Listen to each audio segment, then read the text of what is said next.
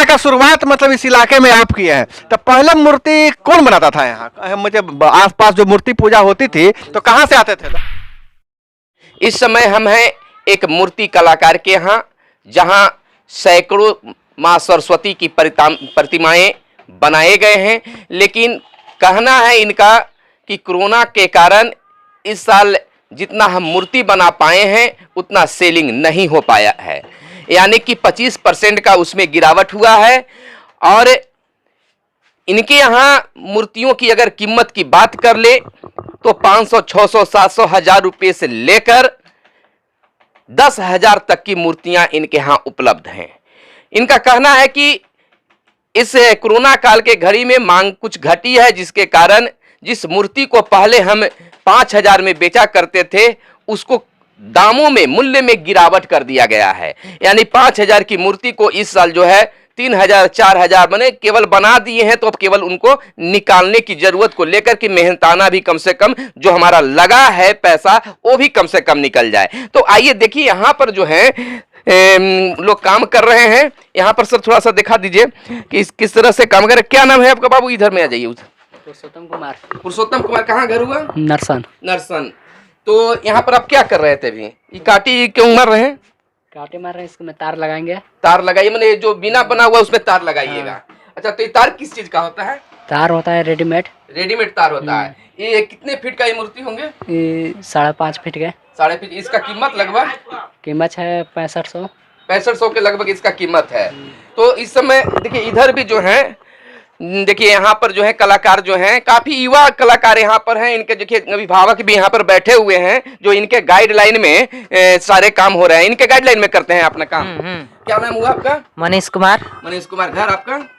घर नरसन है। कब से आप मूर्ति बनाना प्रारंभ किए? हमको 10 साल उम्र था तबे से मूर्ति बना रहे हैं। 10 साल के उम्र से? हाँ। अब तक कितने मूर्तियां बना लिए होंगे आप? लगभग माँ सरस्वती का ही प्रतिमा बनाते हैं कि लक्ष्मी और दुर्गा जी का? सब चीज के बना देते हैं। इतना कला हो गया है। हाँ। तो आपको कलाकारी के लिए कहीं आप बाहर भी गए थे कि यही सीखे? नहीं, मेरा नाना जी अच्छा। कलाकार थे। अच्छा। वही सिखाए हैं, उन्हीं को पास में है। और उन्हीं के पास से आप यहाँ बनाना शुरू कर दिए? हाँ हाँ। तो इस साल कितना मूर्तियां बनाए हैं? इन साल 75 गो मूर्ति बना हुआ है। अच्छा अच्छा। और पर साल 120 गो मूर्ति था। तो कितना इसमें सेलिंग हुआ है? सेलिंग 60 गो मूर्ति हुआ है। 60 मूर्ति मात्र? उतना हाँ। बच गया? हाँ। उन्हें इस कोरोना का असर ही कह सकते हैं। हाँ। अच्छा, दाम में भी तो कुछ गिरावट आई होगी? हाँ हाँ, पूरा था। उतना दाम पहले जो मिलता था वो नहीं मिला है इन साल। मैंने केवल आप मेहनत की। हाँ। जो सामान लगा उसका केवल निकल जाएगा।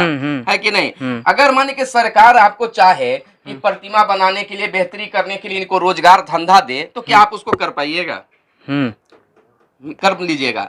आपकी पढ़ाई लिखाई कहाँ तक हुई है? 8वां क्लास तक पढ़े हैं। क्यों पढ़ाई छोड़ दिए? यही में लीन हो गए मूर्ति बनाने में। यानी कि कलाकारी की भूत इस तरह से चढ़ी कि यह मूर्ति बनाने में ही लीन हो गए और पढ़ाई को भी छोड़ दिया। लेकिन जो भी कलाकार हमारे इस वीडियो को देख रहे हैं, तो आपसे निवेदन है कि आप शिक्षा को बीच में नहीं छोड़ा कीजिए, क्योंकि आप शिक्षित रहिएगा तो आपको कलाकारी करने में और नॉलेज बढ़ेगा। तो आपसे भी मेरा कहना होगा कि जब जागिए तब सवेरा होगा। आप अभी से भी चाहिए तो एजुकेशन प्राप्त कीजिए। सरकार की कई योजनाएं इस पर शिल्प को लेकर चलाया जा रहा है, जो आपको प्रेफरेंस मिलेगा। हमारी बात को आप मानिएगा। हमारे साथ इस समय अभय जी भी हैं और हम लोग दोनों यहाँ पर आए हुए हैं। यहाँ पर सर देखिए, यहाँ बताया जा रहा है कलाकारों के द्वारा कि कोरोना काल के कारण 25% मूर्ति खरीदारी में गिरावट आई है और जितना रकम होना चाहिए उतना मिल भी नहीं रहा है। धन्यवाद जी। लेकिन सबसे पहले हम यह बताना चाहेंगे अपने दर्शकों को, विद्या की देवी सरस्वती होती है और मूर्ति कला भी एक विधा है, एक विद्या है। और नई शिक्षा नीति में जिस तरह से शिल्प को और कला को बढ़ावा दिया जा रहा है, स्कूली स्तर से ही शिल्प को और कला को बढ़ावा देने की बात की जा रही है। कहा जाता है कि मछली के बच्चे को तैरना नहीं सिखाया जाता है।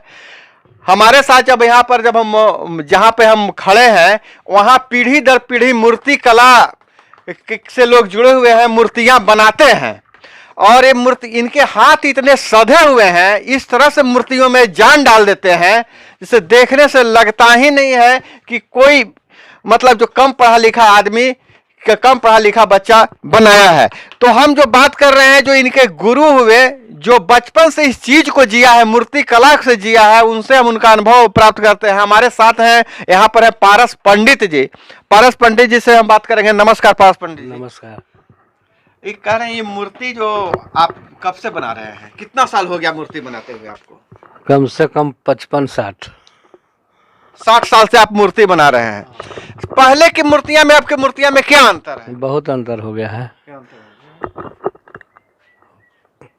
अंतर क्या हो गया है पहले से अब में? पहले जैसे इतना बढ़िया मूर्ति नहीं बनते थे, वो इतना सामान नहीं मिलता था इस ढंग के। अब धीरे धीरे रेडीमेड सामान भी बहुत अच्छा अच्छा आ रहा है। आपको अभी इस काम में इतना दरअसल लगे हुए हैं, आपको क्या लगता है कि पहले से बचत कमाई बढ़ी है या घटी है? ना बढ़ी है कि घटी है? कैसे कमाई बढ़ी है, एक रोजगार का अवसर हाँ खुला है। अच्छा, इस गांव नरसन गांव में पहले कितने लोग मूर्तियां बनाते थे? कोई नहीं था, हम ही बनाए हैं, शुरुआत हम ही किए हैं। मूर्ति कला का शुरुआत मतलब इस इलाके में आप किए हैं। तो पहले मूर्ति कौन बनाता था यहाँ? मुझे आसपास जो मूर्ति पूजा होती थी तो कहाँ से आते थे लोग? दाऊद नगर से मूर्ति आती थी और डिहरी से भी आती थी कभी कभी। हाँ, इधर मूर्ति नहीं, कहीं नहीं बनता था।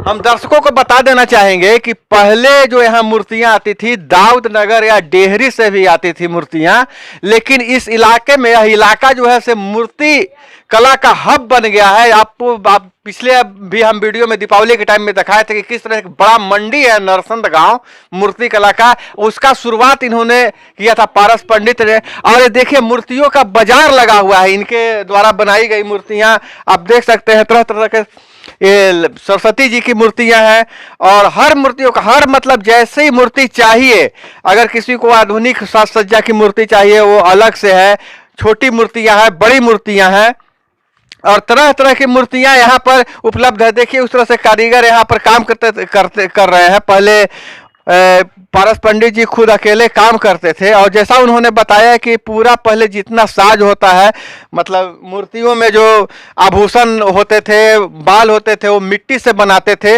अब बहुत सारे जो रेडीमेड सामान आ गए हैं, वो रेडीमेड चीज लगा देते हैं, जो इससे मूर्तियां खूबसूरत भी दिखती है और समय भी बचता है और ज्यादा काम कर लेते हैं। हम बात करेंगे कि कितने लोग इनसे साथ काम करते हैं। अभी पारस पंडित जी के जो नाती हैं, जो सीखे हैं, उनसे मूर्ति मेरे साथ हैं, उनसे हम बात करेंगे अभी ये कितने लोगों को रोजगार मिल रहा है यहाँ। और कैसे यहाँ आपके साथ मूर्तियाँ कितने लोग मूर्ति बनाते हैं? 5 गो। 5 कारीगर हैं, और सबको ये रोजगार सालों भर मिलता है कि सीजन में काम करते हैं? सीजन में करते हैं। सीजन में काम करते हैं। ये पूरे गांव में कितने घरों में मूर्तियां बनती है? 7 घर में बनता है। 7 घर में बनता है, और 7 घर में लगभग 5 लोगों को रोजगार मिलता होगा या ज्यादा है कहीं? ना ज्यादा नहीं है। अच्छा, 5-6 लोगों को रोजगार मिलते रहता है हर घर में। तो इसका मतलब हो गया कि 40 लोगों को रोजगार यहाँ मिल रहा है। देखिए, दर्शकों को हम बताना चाहेंगे कि इस तरह से बाल बाहर से मंगाते हैं और सेट करते हैं। बिल्कुल यह लग रहा है कि आर्टिफिशियल नहीं, बल्कि असली बाल लग रहा है, असली बाल है। तो ये बहुत सारे सामान आप कहाँ से मंगा पाते होंगे इसको? एक कलकत्ता से आता है। और कलकत्ता से और क्या क्या मंगा पाते हैं? नथिया आता है, मुकुट आता है। तो ये तो पहले से ही मंगा के आप रख लेते होंगे। हाँ, तो बहुत कीमत तो पहले दे देना, चुका देना पड़ता होगा आप लोगों को। अब ये पूंजी मतलब जो है इसमें बढ़िया पूंजी लगता है। अच्छा, ये मूर्तियां ऑर्डर मिलता है तब बनाते हैं कि पहले से बना के रखते हैं? ये छोटा छोटा मूर्ति ऐसी बनता है, बड़ा मूर्ति जो ऑर्डर पे भी बनता है। ऑर्डर में सबसे बड़ा मूर्ति कितना फीट का बनाते हैं? सबसे बड़ा मूर्ति ग्राहक को फरमाइश रहता है तो बनता है। अभी 8 फीट के मूर्ति बना हुआ है। उसका कितना कीमत है अभी? वो के 7,000 है। 7,000 के। अभी छोटी मूर्तियां कितने की आती है? वो सब 1,000 के है, 1,500 के है। 1,000-1,500 की मूर्तियां। मतलब यहाँ ये जो ग्रामीण इलाका है, ग्रामीण इलाकों में जिस तरीके से, जिस तरह की आर्थिक हैसियत है, जिस तरह के इकोनॉमिक कंडीशन है, उस हिसाब से उनके आर्थिक पहुंच के अनुसार मूर्तियां बनाई जाती है, और ये मूर्तियों के बाजार लगा हुआ है। लेकिन कोरोना के कारण जो जिस तरह से वैश्विक मंदी हुआ है, उस तरह से यहाँ जो है इस मूर्ति के बिजनेस पे, मूर्ति के भी का जो व्यवसाय है उस पर भी बहुत गहरा प्रभाव पड़ा है, और हम इस प्रभाव को और परखने की कोशिश करेंगे। मैं दर्शकों से निवेदन करता हूं कि अगर आप इस चैनल पे को देख रहे हैं तो इस चैनल को सब्सक्राइब कर लीजिए, और अगर यह वीडियो आप फेसबुक पेज पर देख रहे हैं तो फेसबुक पेज को लाइक कर लीजिए। हम सुनील बॉबी और इस तरह से जानकारी देते रहेंगे। अब आपसे हम विदा लेते हैं। मैं अभय कुमार, हमारे साथ हैं मेरे मित्र सुनील बॉबी।